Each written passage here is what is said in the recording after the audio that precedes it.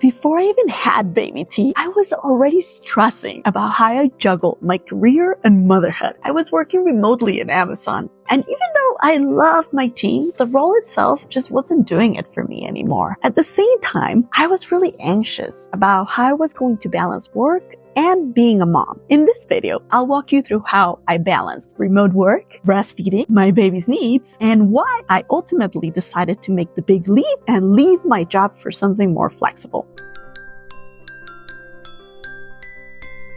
When I went back to work after maternity leave, I was breastfeeding on demand. And while working from home was nice in a lot of ways, it was also tricky. I was anxious about when I'd be able to pump during back-to-back meetings. What helped was getting into the habit of setting up pumping slots in my calendar for the next week, which even included waking up at 4 a.m. sometimes or staying up late to pump when baby T needed more milk. Even though I had a system that worked, I always had this nagging fear. What if baby T didn't just need milk, but needed me? I had moments in meetings where I'd zone out, thinking, why am I even here? One time, I even forgot to mute myself while pumping, and a coworker on the call asked, what's that whooshing sound? It was funny and a little embarrassing, but it made me realize I needed to rethink how I was using my time. It became harder and harder to justify spending so much energy on a job I wasn't passionate about. Plus, baby T had some health issues. He needed 4 surgeries in his first year, so his health needed my full attention.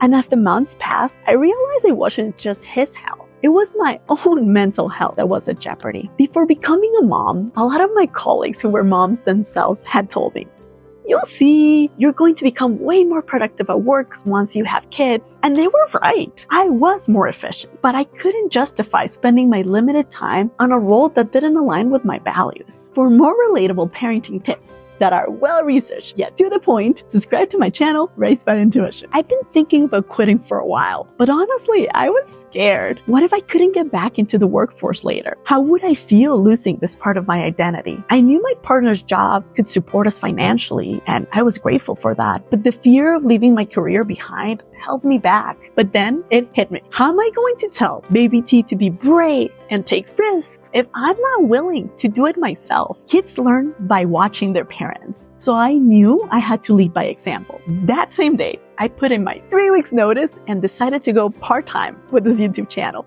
Now, I get to blend my background in marketing and research with my passion for motherhood. And best of all, I have the flexibility I need to be there for baby T. In my old job, I had to be available for meetings with teams across the world, which meant I had to plan my life around work. Now, it's the opposite. And I structure my workday in 3 2-hour chunks, matching my energy to the tasks that need doing.